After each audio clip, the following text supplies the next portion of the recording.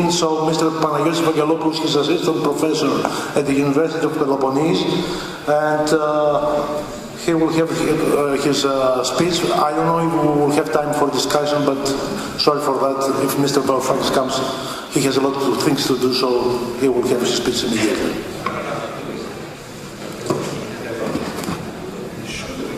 On the contrary, for all the reforms rhetoric that has prevailed in the political arena of Greece against cronyism and corruption, which had assumed Manichaeistic proportions in the way it carried out the tasks of the government in all sectors, the country was eventually led into a serious impasse with incalculable harm being inflicted on the country.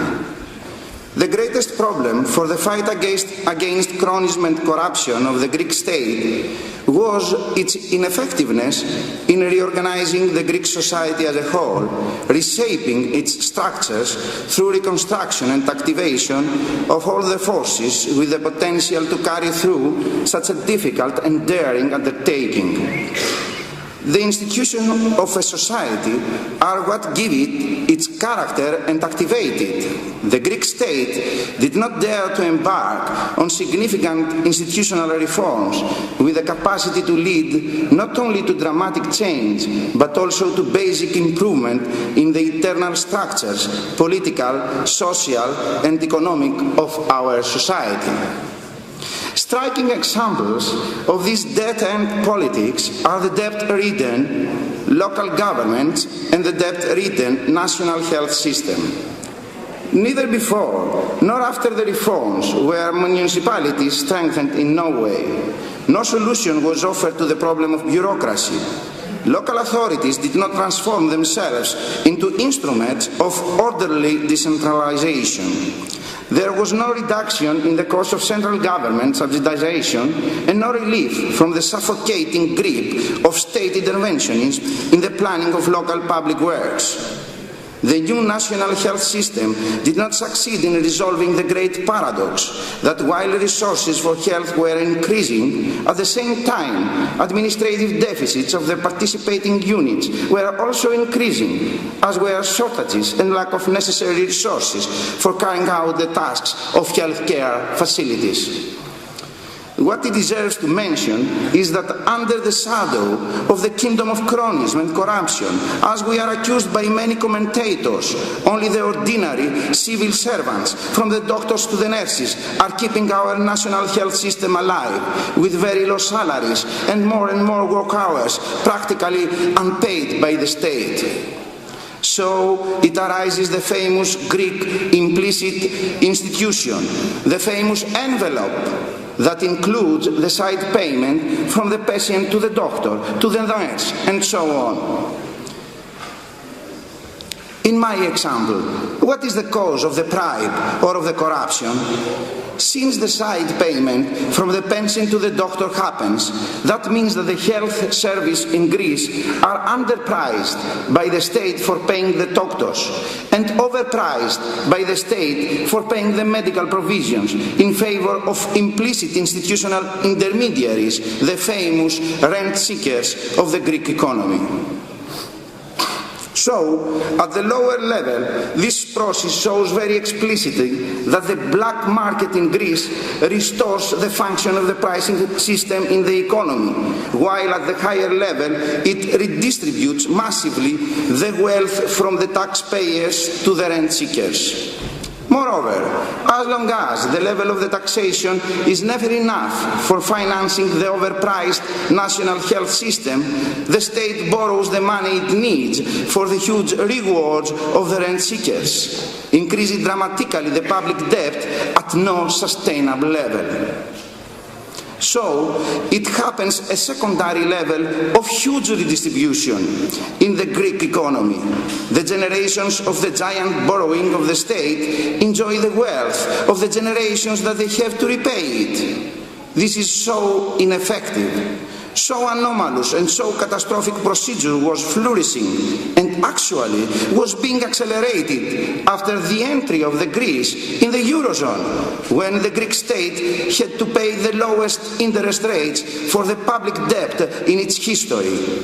It It was like to put oil into the fire, while all we knew that the fire of the Greek public debt was there, and so dangerous, as it is again today, because we never heard in our political agora our invaluable Cassandras, the Greek free market-oriented economists, but the statists, the demagogue politicians, both center right wing and center left wing, from the New Democracy and PASOK, who brought our economy to the total collapse. In this essentially dead-end situation, whatever the superficial successes achieved, such as fiscal adjustment, or restoration of fiscal balance, or moreover keeping Greece into the Eurozone, or keeping Greece alive, putting the insolvency issue aside, are actually meaningless, because we lost 1/4 of our GDP and we achieved the remarkable historically highest record of unemployment of 27%, destroying totally the private sector and the healthier and the more vital cells of our economy. It is obvious that we need a new paradigm of the political economy for application in Greece. The term political economy was emphatically marked by David Ricardo, by this great exponent of classical liberal economic thought, whose objective was to promote enterprise profits through reduction of taxation, while at the same time achieving improvement of the wages to labor on the basis of the economic progress of the system.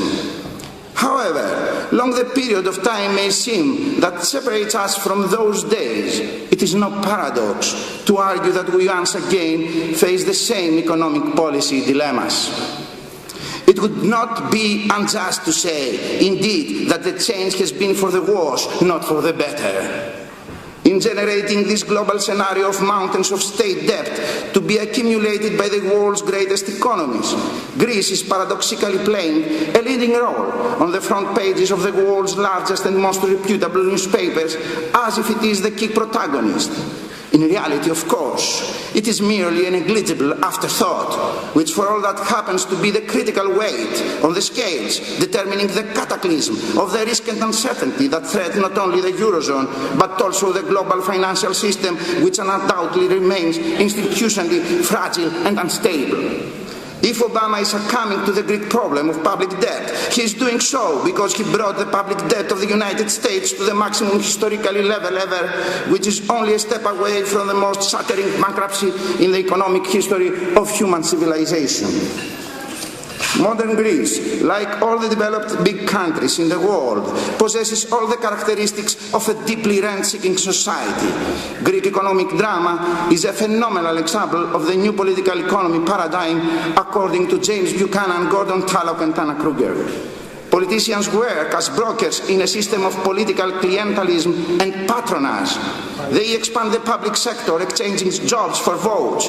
On the other hand, they push the private sector into bed with the public sector, assigning to the former secure profits, privileges, and finally explicit and legally established rents.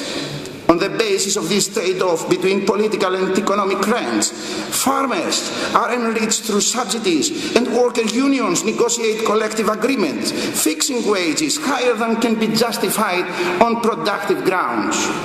In short, rent-seeking behavior with strong characteristics of chronism and corruption is chronic in modern Greek society, resulting in emergence of a generally inefficient institutional economic framework that is financed through a dramatically expanding public deficit and debt and supported by a strong continental currency, the euro. Sorry, Mr. Varoufakis is outside, so please have 2 minutes for my finale. In such an economic environment, the only tried and tested way to emerge from it is to follow the approach based on policies of promoting market solutions. In other words, limiting the size of the state and the extent of its intervention, we have to bring it into complete conformity with the requirements of the school of the new political economy. Faced with the impasse of interventionist policies in Greece, the greatest and most welcome surprise in Greece's grey and gloomy political and economic landscape is the application of a comprehensive economic proposal, which brings to the fore the most dynamic mix of a well-organized liberalization economic policy upheld by the three pillars of privatizations, deregulations and low taxation.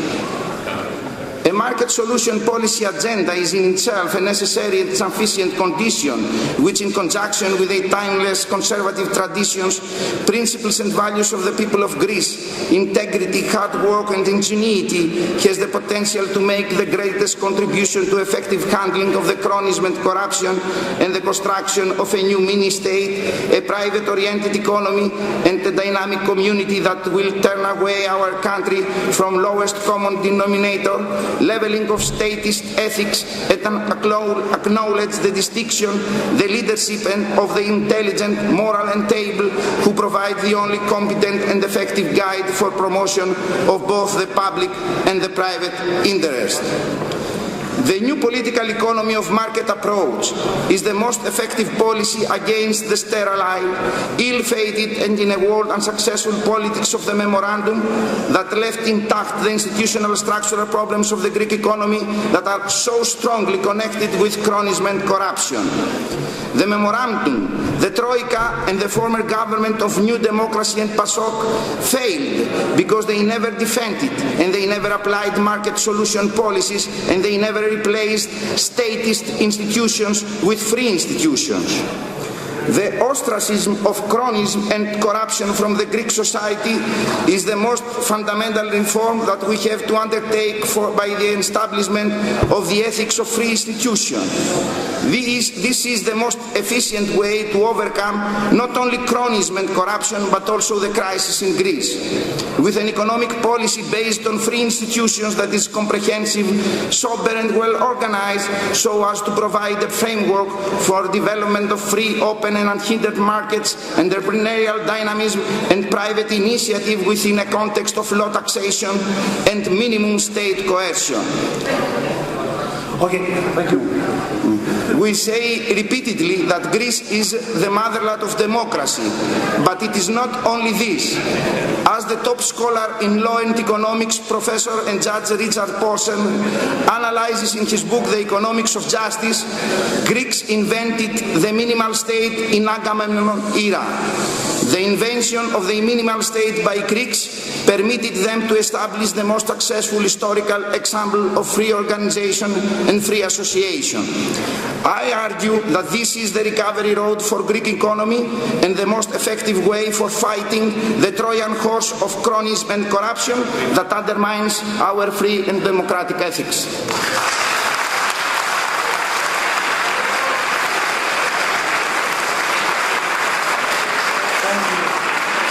Thank you, Panagiotis. We are leaving the floor.